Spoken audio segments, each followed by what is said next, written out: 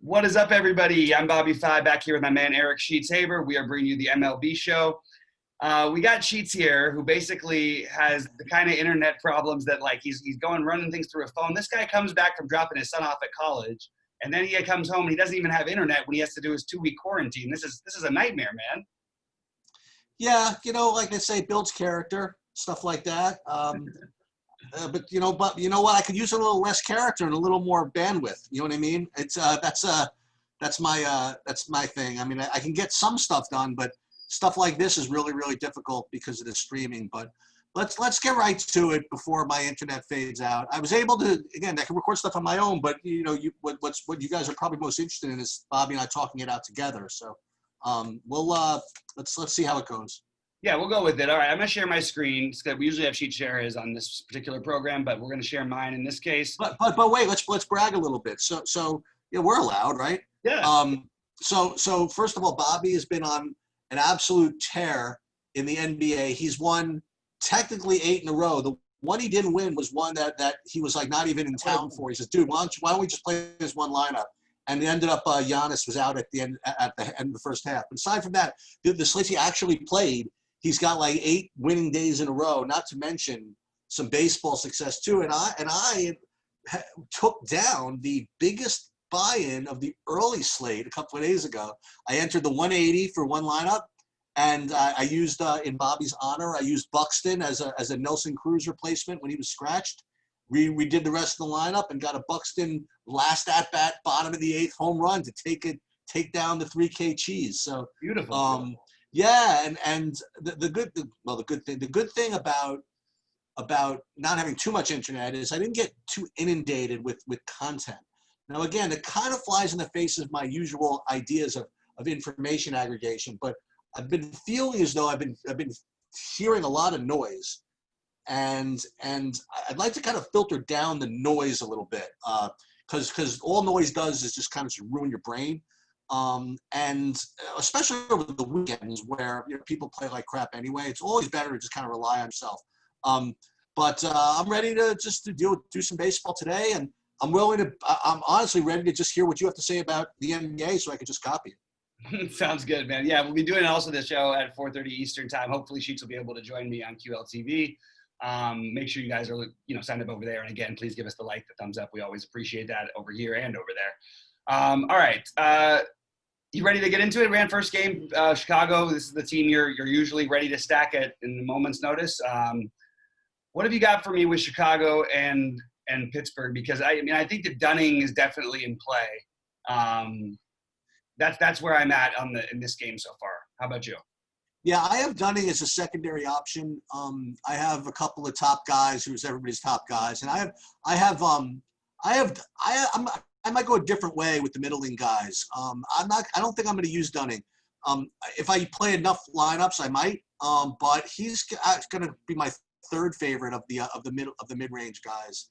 And with respect to hitting, my initial take was I wasn't really too excited about either of this. I'm once again on DraftKings kind of into the value that Nomar Mazara provides. Now he's up a little bit, but at 3,400. I guess Moncada's would be I guess he's okay, I suppose. But I really wasn't getting to the White Sox as my main thing. I'm really, really just loaded up on this one freaking situation, which I need to get talked off of a little bit. But okay. But I usually do play a little bit of White Sox, but I just wasn't going to do it today for some reason. Yeah, and it's interesting because we really do think I think it really is for some reason, right? Like, we don't have an argument. I mean, it's a park downgrade for them. It's sort of a bullpen game from a below average bullpen, average Bush bullpen. I don't know what you'd really want to call them. You've got better hitting conditions other places on the slate. It's weird because it feels like if they're going to be for any reason low owned and the prices means that they might be, I think they're an interesting pivot stack from the other popular stacks. We've got to remember, Sheets, you still with us? Popped out there for a second. Yeah, I'm here. Okay. I think we have to remember that it's basically like the end of the season right now. So some teams, I don't think you're going to see playing everybody every day. I mean, we'll know before lock usually, but occasionally we might get a late one in. The Dodgers are a team that could be like that today. So if you have your lineups built early in the day and you got the expensive Dodgers, I don't mind this as a pivot stack to go with. But in terms of individuals standing out, I think, again, there's all the power guys. I think Moncada would probably be one of my favorite. The prices make it tough to want to do outside of a stack, honestly. So Moncada, Robert, Mazzara, even though Mazzara still doesn't hit home runs, and Tim Anderson, they're all fine, but I think it's mostly going to be a stacking situation just because the pricing, they're all weird plays for one-offs, even though they all have power. So, Cheats, you still with us? Yeah. All right. I mean, maybe I always end up taking the White Sox against the lefties. I guess that's just it. No, but it's also they have better hitting conditions usually where they're in their park or wherever else they play. Pittsburgh's one of the better, right-handed home run suppressant parks. There's a lot of reasons not to go. I do think Dunning's still on my list. And I think I might have a White Sox stack or two if I play many lineups. But overall, they're definitely not my first look. I do think you can look at them as a pivot, though, if they're going to be low-owned off the Dodgers and some of the other teams we'll talk about. Yeah. You ready to move to Miami and Atlanta? Yeah, so I actually did really a nice job. I actually got some Miamis. Was it yesterday or the day before? Yeah, me too. I did really nicely with them.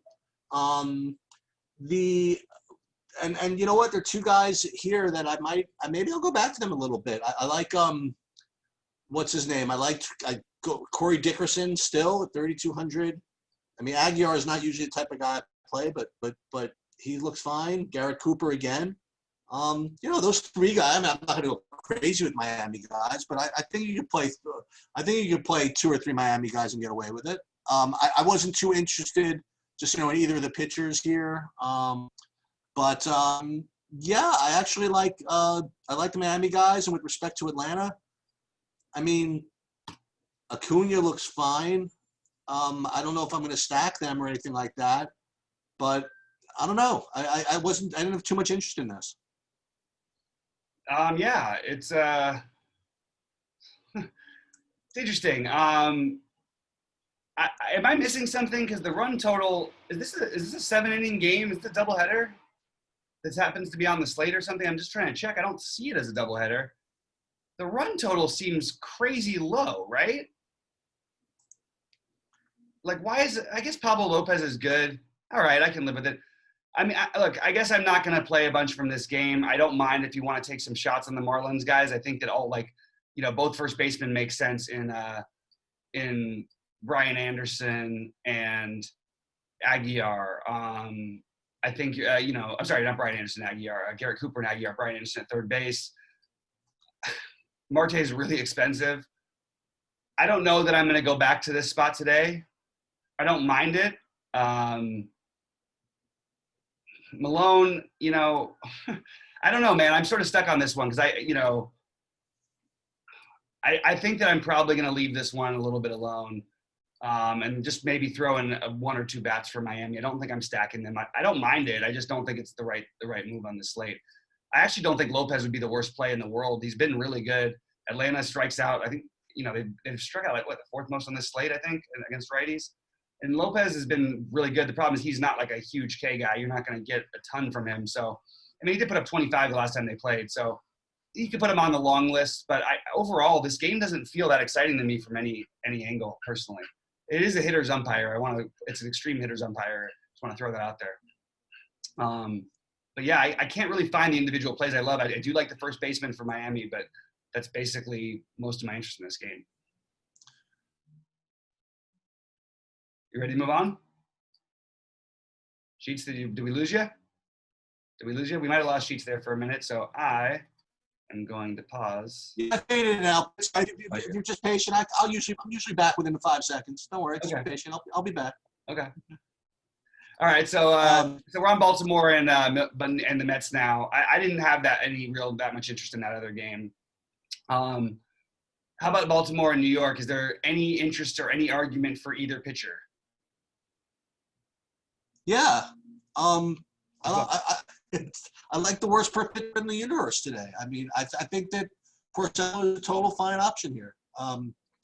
It's not too many places you can go, and if everybody's gonna go to I forgot who the other popular guy is going to be in this range, but But I think Porcello is perfectly reasonable. And yet, on the other hand, I think that Baltimore is pretty reasonable to attack him also. So I'm not too much of a cross offer in here. I actually like Porcello a little bit on a kind of a middle range slate. No, is that terrible? No. Actually, I don't mind him either. I think again, I would put it as he's not my priority or anything, but he's definitely a guy who makes my list. I also do like the Baltimore bats, and I just want to point out DJ Stewart is 2K. Yeah, I know. So we've got to kind of like prioritize. It's pretty good value. These guys really did, hit the ball like crazy last night. We'll see who's in the lineup tonight. Mountcastle, Cisco. The other guys' prices are a little bit up for me, so it's a little bit harder to get there. But I do think that like a mini stack wouldn't be the worst thing here. I would play DJ Stewart more likely with just one of those other guys.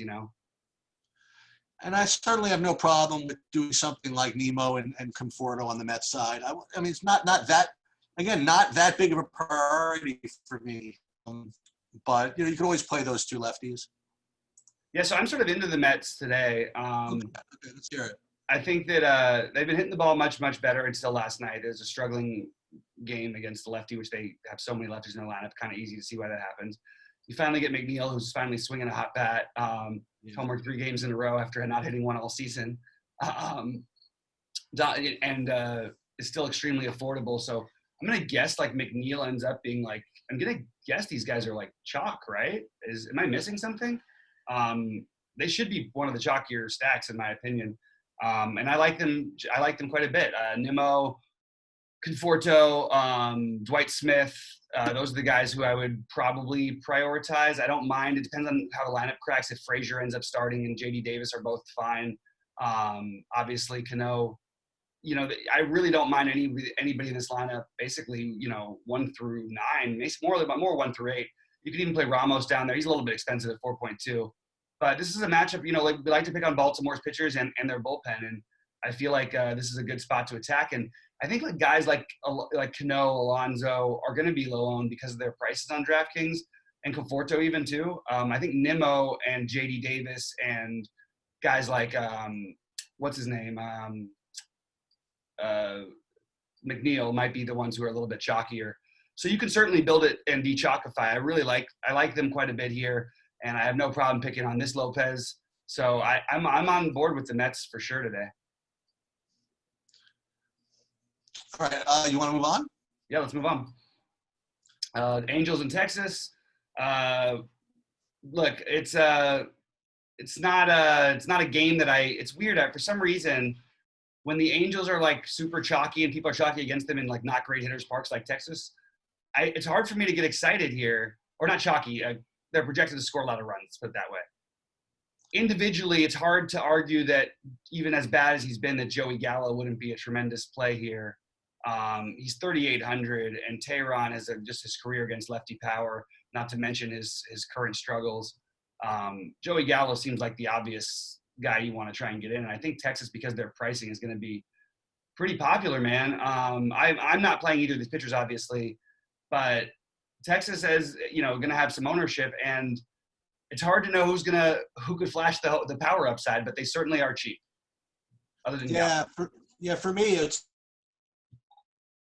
Oh, we lost you again for a second, Sheets. I know what he's going to say. He's going to say Gallo and Solak. Gallo and Solak is my guess. Oh, did we lose? Is he back? We lost you right as you were saying what you like. I'm back.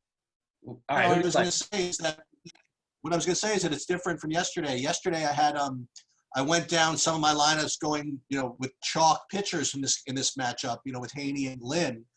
And today, I'm just kind of might go down with the chalk hitting from this matchup. I like both sides of this game. I don't know how the ownership's going to come in, but yeah, I mean, I guess Gallo is going to be cheap, but dude, like the greatest player in baseball is like 2,100. This Leody Taveras is like the freaking nuts, and he's like and he's 2,100, and Chu is 2,600. I mean, it's kind of tough to not play these guys. And then on the Angels side, we could lose money on Upton again. Although Upton, you see him the other day? He just went like a zillion fantasy points the other day, I think. I don't remember exactly when, but it was crazy. So I like all these Angels. I like Trout and Ohtani and Upton, my man Adele. So it's kind of gross, but I kind of just like to stack this game. And I don't know. I wasn't aware that this was going to be such chalk. I just figured that people would try to get to the Dodgers and Mets and other things. How you get to Texas, I think, is how you get to the Dodgers easily. They're so cheap. You can stack them. You can mini stack them. You can play anybody. Trevino as the catcher at 3.1 is like an expensive guy for them. I mean, Joey Gallo is obviously one of the premier plays on the slate. Even as a guy who struggled, he still hit 8 home runs this year. So I'm completely on board with the Texas side more than I am the Angels side a little bit. And it's really a pricing point thing. I don't mind the Angels. I think stacking them in a bad hitter's park is probably not my favorite thing to do, but you are going to get low ownership on guys who really can produce against a really lousy pitcher. So I'm looking at them more as one-offs right now, but I still like them, maybe or one or two offs, but I still like them. I mean, they're fine as a stack. I just personally think I like the other stacks better. I would prefer the mini Rangers and the Mets ahead of these guys. But Upton. You like anything in the next game? The next game, Colorado, San Diego. I mean, I didn't really like any of it. I mean, I didn't like the pitchers obviously, and I liked Mick Moreland. You know what I mean? I wasn't really too into this game. Yeah, the issue is that I think a lot of people are going to like. Well, I don't know. I'm going to actually take a quick look at my projection thing because San Diego just always ends up being so much more popular than the projections even have them. But at those prices, I think people would prefer the Dodgers. So yeah, I think San Diego actually, because of the prices on DraftKings especially, I think they're going to be more popular on FanDuel than they are on DraftKings. And you've got a guy, look, Senzatella is a decent real-life pitcher who does give up a reasonable amount of hard contact, and he gives up home runs. Tends to have pretty good control, so limits damage. But, I'm perfectly okay fading the really high-owned guys, but I know I'm going to have some San Diego bats in my lineup. I just don't know which ones yet, and I think it's probably just going to be the usual suspects. I've been on the Will Myers thing all year, and I think he's still just too cheap. I know he just had a monster night last night, so it feels a little chasey, but I don't mind going right back to him at 4,100. I think he'd be my priority. I think he's still a better player than Grisham is, and I think that that's sort of where I'm at on this one. They're all fine as pivots, basically. I don't really like any side of – there's nobody I feel like I need to have. All right. Who do you like more, Bauer or Darvish? I would go with So I think the answer is that Darvish has had the better season, and okay, you could play both these guys together. I'm just going to throw that out as an option. But he's had a better season. Basically, my point was going to be they've both been great. But, like, in fantasy numbers, I'm just saying wise, you would have felt like Darvish had the better year. But just because of some huge performance, especially early by Bauer, he's actually scoring more fantasy points. I think he's a better pitcher. The Cubs are a higher strikeout team. The wind's blowing in right now at 13 miles an hour at 62 degrees. You don't get these kind of hitting conditions right now in baseball outside of Chicago. So I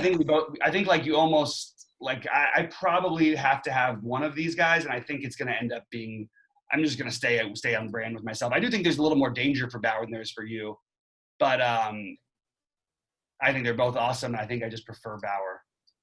Who's going to be higher owned, do you think? I think you actually will be higher owned. I think it's going to be close. Okay. I don't know. I think it'll be you. I think you really have to play one of those guys, at least. I mean, yeah, I don't really know how you don't. Yeah. So, with that said, I'm pretty sure we're not on the hitting in this game. No hitting. Next game. Next game. All right, Houston, Oakland, Luzardo, and Garcia. I'm again. This is another one of those spots where I feel like there's a part of me that really wants me to play Oakland, but I think I'm going to end up doing it more as one-offs. I have no interest in either of these pitchers today. I think Luzardo is okay in general. I just think that with these other options we have, I don't think I really need him against Houston. I still think their offense is capable enough, even though this is not the same offense they were before. So they're capable enough. I really like Matt Olson and George Springer as my favorite one-offs from this game. I'm not saying because I really like him or anything, but did you look into this Luis Garcia or no? No. Okay. I mean, looked into him in what sense?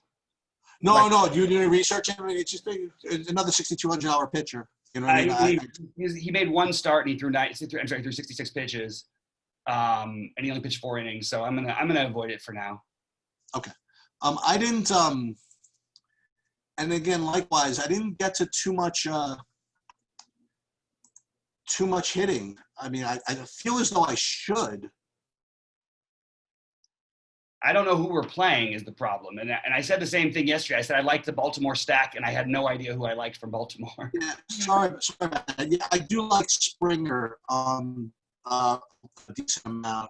And I think you just mentioned that. Springer, and it's pretty much it. But why don't we like any of these guys? I don't know. I'm just not getting to them.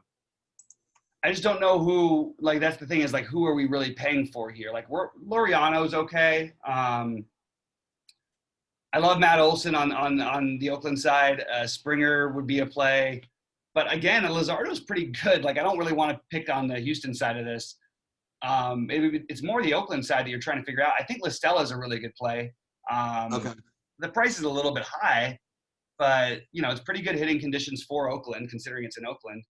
And I'll take some shots against this Garcia. I just don't, love it. And Simeon's fine. Like, I feel like an Oakland mini stack I could make an argument for, but mostly it's probably going to end up the same way it always does, with Matt Olson on one side and George Springer on the other side, and probably nobody else from this game for me for the most part in my lineups. Maybe every now and then you'll see a Simeon, Laureano, Listella mixed in. Maybe make it a 3-man with either Canna or Piscotti, or even Machini for Machin, how you pronounce him at shortstop for 2,500. He's an interesting one-off play there. You've got Diaz on the other side who's 2.1, so you can use some value maybe from this game. I just think we're reaching. I also should point out again that even against a good pitcher, and it doesn't matter that they're lefties to me, Michael Brandley, I know he's struggled this year, guys. I know he's struggled. He's too good of a hitter. And by the way, even with his struggles, he still has 3 home runs his last 8 games. It's not like he's been that bad. He's actually averaging 16 fantasy points per game over his last 10, I think. So, or no, it's 14 fantasy points per game. But still, this is a guy who's at 3.1K you can always sort of play. Even in a weird matchup, he's better than the other value in my opinion. You have a career all around really good hitter and who's got enough power. So he's the guy I would probably try and spend down on the outfield. Make sense? I'm going to answer for Sheets. Yes, it makes sense, Bobby. We're going to move on to the next game. We're going to get Sheets to join back in whenever he does. See how that works. It looks like he's popping back in now, and we should have him back in a minute.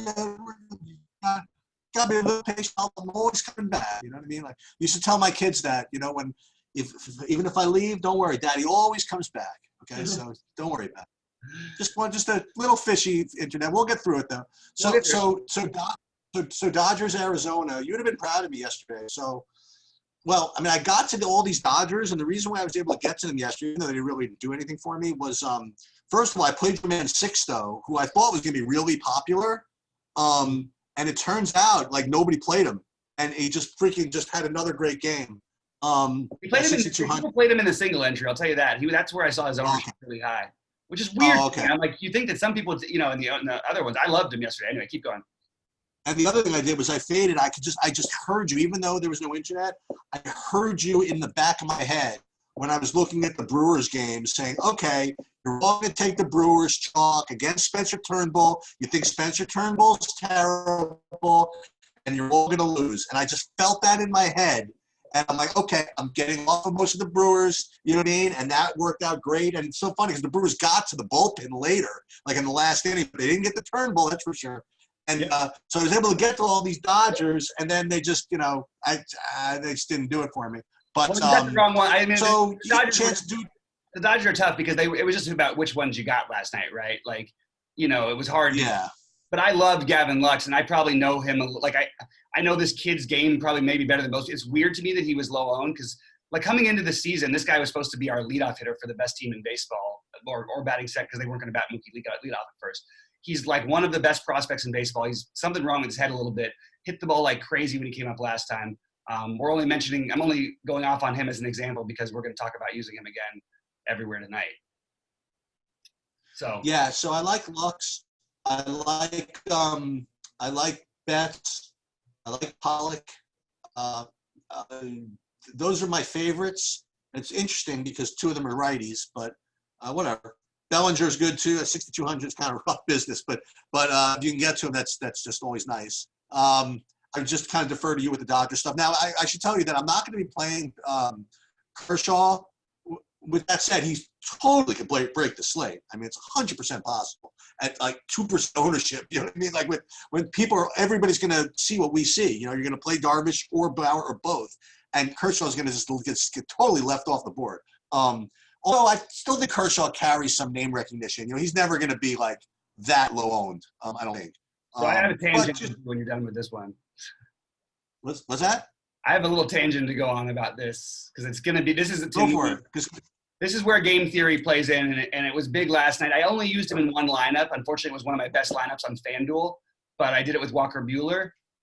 If there's this team has nothing to play for anymore, the Dodgers. Okay, now they're still going to play baseball, so they're going to go out there and play. But here, the only guy who has something to play for is Clayton Kershaw. Should win the Cy Young this year, and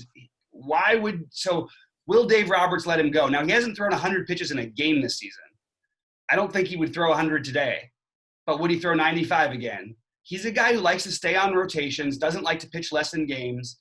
So I can make an argument here for him, especially when you think about the other guys' ownerships. The problem is I think you still want to try and play him with one of the Cubs, Reds, with one of Bauer, Darvish. So you're going to have to spend down in those lineups.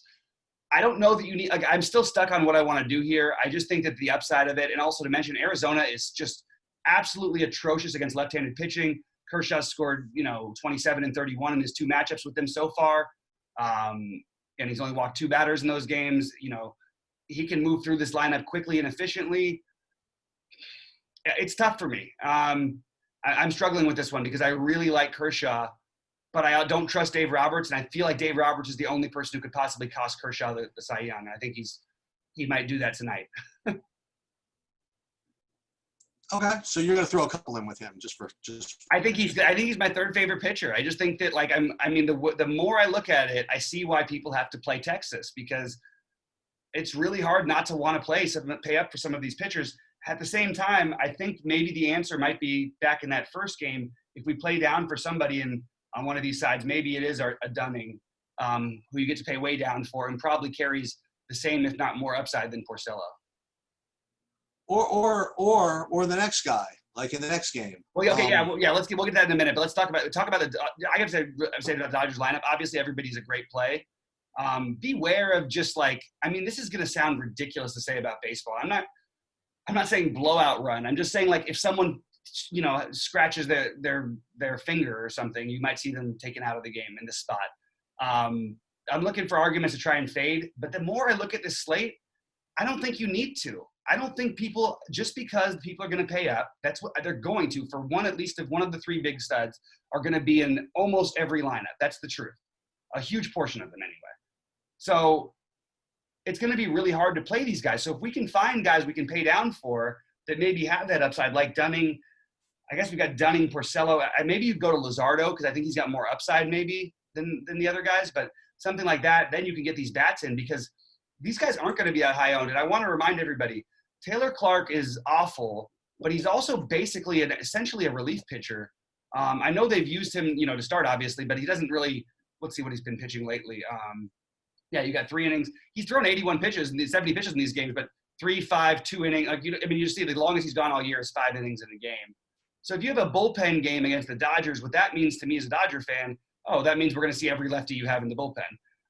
They'll sacrifice Betts and Pollock because they don't want to pitch to Seager, Muncy, Bellinger, Jock if he was healthy, but he's not healthy right now. But whether it's Rios or Beatty, that's what they're going to do. So you're going to end up making the righties be the better values than they actually seem like they are. Pollock, I think, is the best play on the Dodgers in this game just because he's the one you can afford, along with Gavin Lux. Those are my two favorite plays. After that, I think Bellinger and Betts are two of the best plays in the slate, and along with Seager. I just think it's hard to get the middle. And Muncy, by the way, I include too. He's hitting the ball well.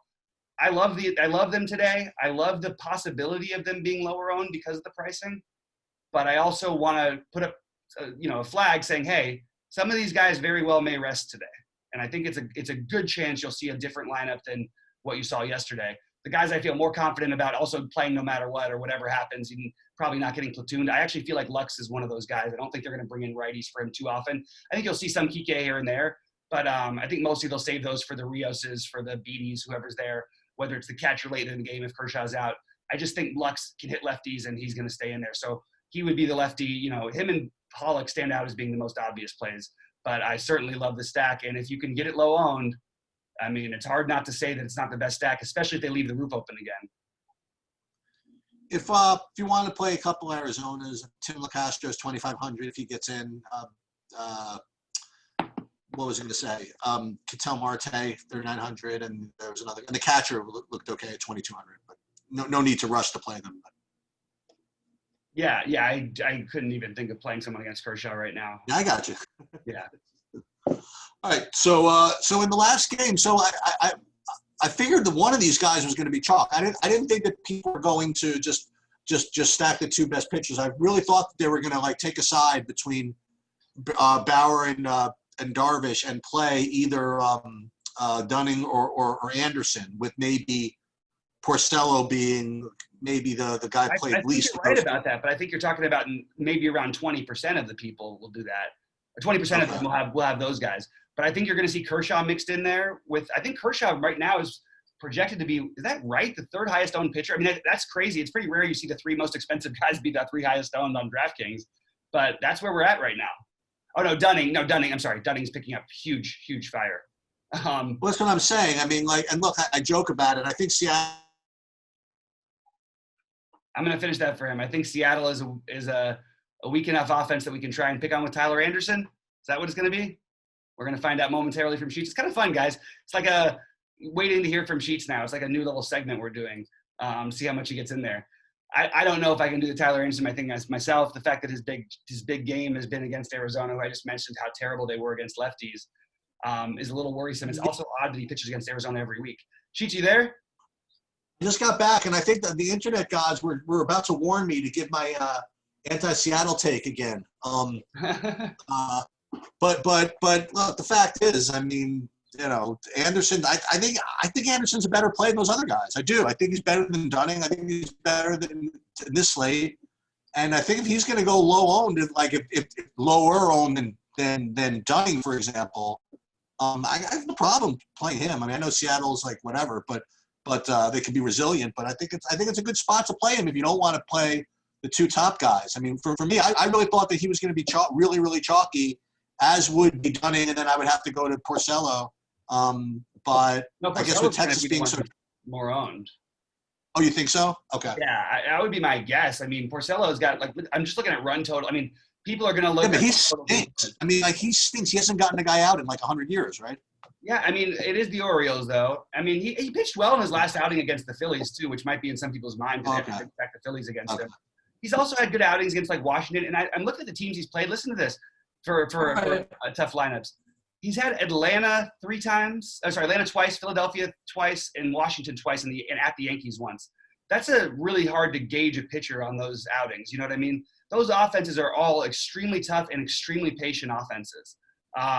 That is not what the Baltimore Orioles are.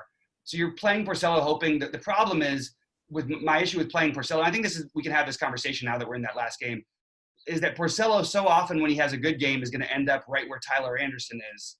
And you're saving money on Anderson. You're saving ownership on Anderson. And Anderson may not have so much upside, but Dunning certainly has the upside to I just feel like there's so much more upside for him. The matchup might be good enough to where you can argue that either way. I think Dunning is the easier answer, and that's where I'll go.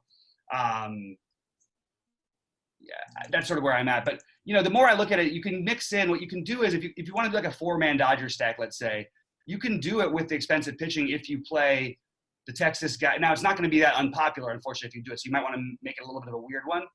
But you can do that if you play the Texas guys, and then maybe you throw in the guys who will be low-owned. Like, I think we're going to see lower ownership on Jesus Aguilar today than yesterday. It's funny because Cooper hit the home run yesterday. Everybody's going to be on Cooper, I think, over Aguilar.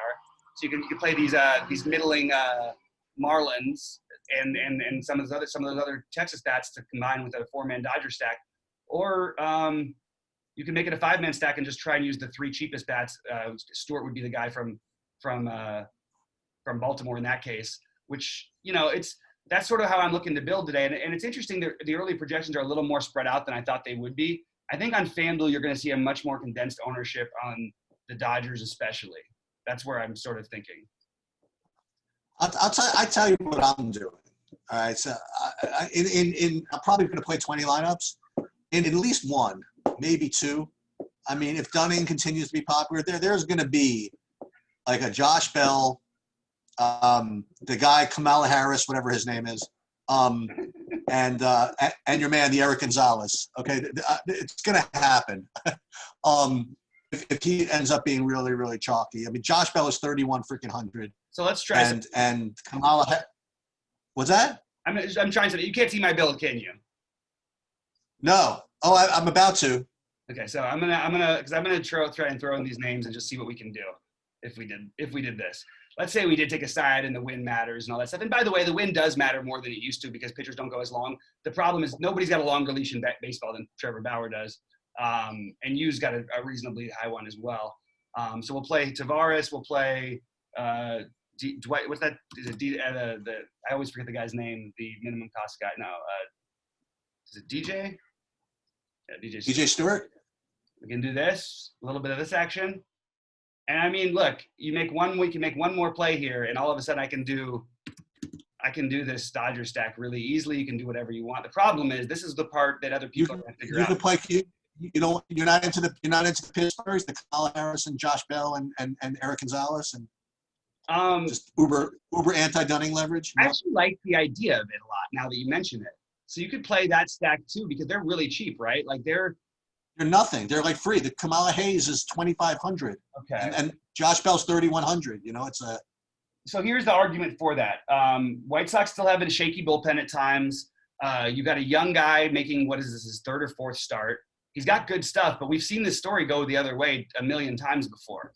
And what's different about a guy like Dane Dunning versus a guy like Sixton Sanchez is that Sixton doesn't walk anybody.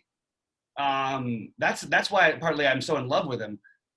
Dane Dunning you can get to. So this might be really a sharp way to go. Now let me take a quick look and see where we're at on. Are other people having this idea? Because I don't know why it didn't come to. It's usually an obvious one to me. I usually like to make this argument both sides, but I think you're going to get like 0 ownership on these guys. If someone could have told you Josh Bell, who was 5.5K the entire year last year, you could get him at 3.1K at no ownership. I know he's been terrible, but come on. At some point, same thing with Gregory. I know these guys have been bad. But even when Josh Harrison's been terrible, Josh Bell's been terrible. I know first base is important. He has 2 home runs the last 9 games. He's, he does other things for you because he gets hits. He gets walks. You know what I mean? Yeah, maybe getting that little bit of that Pittsburgh stack or taking these guys as one-offs might be kind of interesting because they are pretty cheap. Moran would be probably the best play because the power upside, I guess. But Polanco at 2.8. I know he's struggling, but Jesus, guys, let's. I'm in. I'm taking some shots in my non-Dunning lineup sheets. You've sold me. But I do want to finish this real idea of it just to show you what you can do if you want to do the other build. And I'm going to grab my other player sheet right here. Look at what we do here. The problem is this is where you get into issues because I think what I would do here is I think you could end up skipping guys like Tavares today just because you need the power. Well, or maybe Stewart, whoever you want to say. But if I could do this and then play that kid at shortstop along with Pollock in the outfield, use Barnes as a filler catcher and, filler cheap catcher for the best. Well, I guess you could use the Texas catcher, Trevino. Did I miss it? Yeah, Trevino. And then look, you've got a little Dodgers Texas stack, and it's pretty. And look, you can honestly still find guys at these prices later today, and you can mix it around. But you can see how Texas makes the Dodgers work. So just know that other people are going to have similar ideas. I don't know, but I don't know how many people are going to have the same idea with the Pittsburgh guys as opposed to the Texas guys. I agree, but I don't think you can do the Pittsburgh guys as opposed to Texas guys. Well, you can. Okay, so let's try that though. So let's go through this build, and I got messages, by the way, last week that going through some of the specifics of the build would actually really help. By the way, I love Matt Olson today. I just want to say that over and over again. Matt Olson, I think, is going to hit one out today. And I really like George Springer also. Those are like two of my favorite one-offs. I just don't have them in this build here. But if we did the Josh Bell, we would probably want to play it. I think that if you play, like, I know he's been gross, but I think you still want to play Polanco if you're going to try and do it, because of the insanely low price and the fact that he still does have power even in this horrible slump he's in. It's gross. Who else are we wanting to take? Gonzalez you'd like. The problem is he takes up the shortstop spot, which I would like to use for Seager if possible. You can use my third, I guess. Actually, he kind of works at third. Let's just try this. And then Pittsburgh, we would have Stallings as our catcher, right? Is that who you've got in today, Sheets? Yep. So if we had Stallings as our catcher. That's who I have, and that's who I might end up using. Yeah, and then you've got it's still hard to get the Dodgers in, by the way, with the top guys. You go with Seager, but then you could go down to Stewart here, and then Pollock maybe. Oh, you can't quite get to Pollock. Get Trout in. Or 100 off of Pollock, but you get the idea, you know? If you get Pollock in there, you know, that you can almost get the Dodger 4-man stack or the Dodger 3-man with the Pittsburgh 4-man in. And by the way, these young guys, they do have blow-up potential. So I'm sort of into the idea of taking a shot like this. I don't think it'll be my high buy-in tournament, but I certainly don't mind it.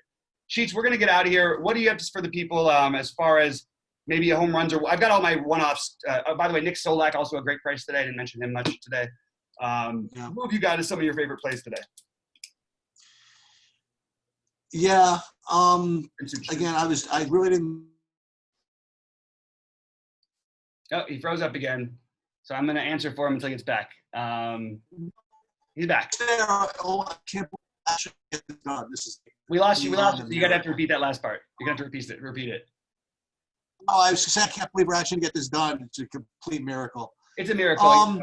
Okay, with the exception of the guys that we mentioned, I'm going to go back to I do like Ohtani today a lot from the Angels, and Josh Bell from Pittsburgh is an anti-Dunning play, and that's really the ones I just wanted to stress. Again, all these Texas guys look fine, but maybe Shu would be my favorite. Maybe he's 2,600. That's it. Oh goodness. Yeah, I don't know. Pretty crazy. The Texas guys are pretty crazy cheap. I mean, I honestly think it's going to be massive chalk, but I don't mind it. Like some of it, I think you're gonna want some pieces there. There's a lot to like. Dude, your Kershaw play is going to be freaking badass. I'm telling you, nobody's going to play him. I don't know if I'm going to still do it either, but I just think it's an interesting way to build. All right, man. Well, I'm going to just real quick say, I guess the guys who I signed off as my my favorite one-offs or overall plays of the slate: Pollock, Lux, Gallo, Solak, Chu, Olson, Tavares, Springer, Upton. Both the pitchers from the Chicago game, Dunning and Kershaw, and then maybe a Mets stack gets lower owned than it should be because of some of their current prices. I have one other kind of value guy to throw into the mix to finish this off because we didn't really talk about the side of the game, but Darren Roof at 2,300 for San Francisco is might be worth filling. Yeah, that's a good point. Another cheap guy. All right, guys, we're going to get out of here. We appreciate you tuning in so much. I hope you can join us for the QLTV show. I'm not sure where Sheets is going to be or what's going to happen with that, but we will try and have it for you in a little bit. And thanks so much for hanging in there with us, guys. We are out.